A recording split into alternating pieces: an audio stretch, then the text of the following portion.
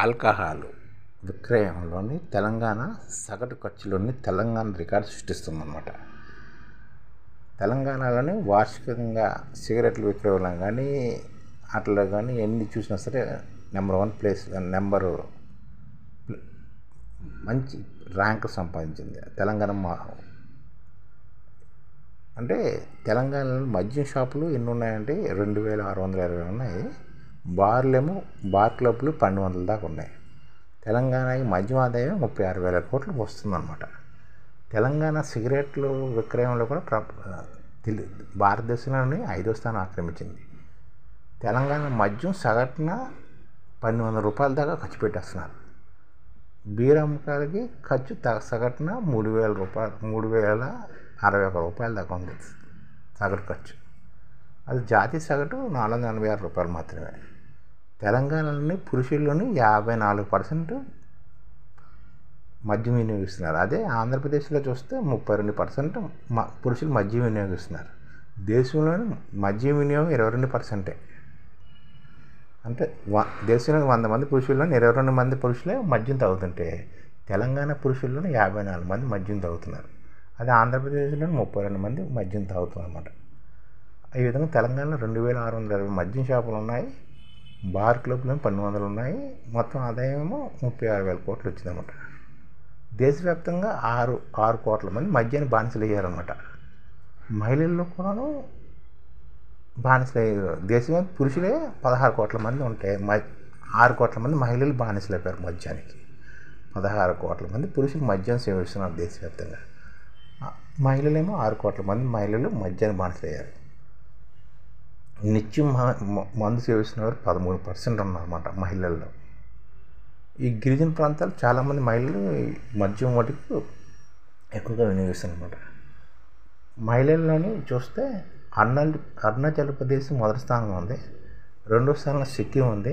3వ స్థానంలో అస్సాం ఉందన్నమాట. అరుణాచల్ ప్రదేశ్లో 22% మహిళలు మద్యం వినియోగిస్తున్నారు. సిక్కింలోని 16% మంది మహిళలు మద్యం తాగుతున్నారు అన్నమాట.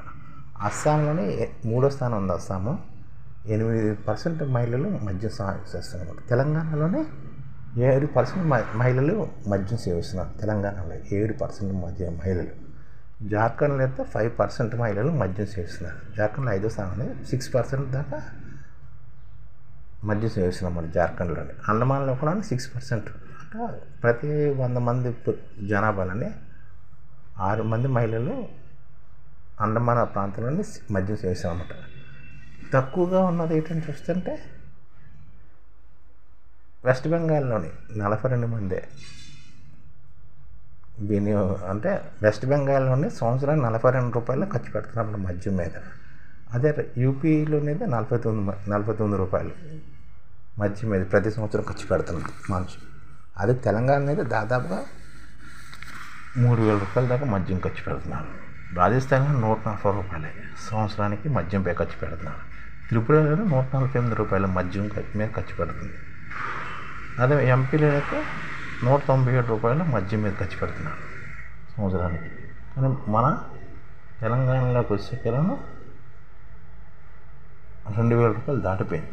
3,000 రూపాయల దాకా ఖర్చు పెడుతున్నారు. వెస్ట్ బెంగాల్ 42 రూపాయలు, యూపీ 49 రూపాయలు, రాజస్థాన్ 140 రూపాయలు, త్రిపుర 148 రూపాయలు, ఎంపీ మధ్యప్రదేశ్ 197 రూపాయలు మద్యాన్ని ఖర్చు పెడుతుంటే దేశవ్యాప్తంగా సగటున 446 రూపాయలు మద్యాన్ని ఖర్చు పెడుతుంటే తెలంగాణ మటుకి 3,000 రూపాయలు బీరు మీద, 1200 రూపాయలు మద్యం మీద ఖర్చు పెడుతుంది. ఈ విధంగా ఉందన్నమాట. తెలంగాణ మద్యం అమ్మకాలు రికార్డు స్థానంగా ఉన్నది. తెలంగాణలో మద్యం అమ్మకాలు.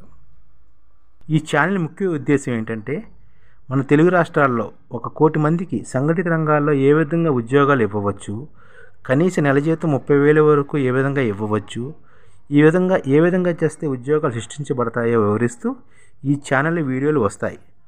అలాంటి వీడియోలు మీకు కావాలంటే మన ఐడిఎఫ్ భాస్కర్ ఛానల్ని సబ్స్క్రైబ్ చేసుకోండి. ఐడిఎఫ్ అంటే ఇండియన్ డెవలప్మెంట్ ఫోర్స్.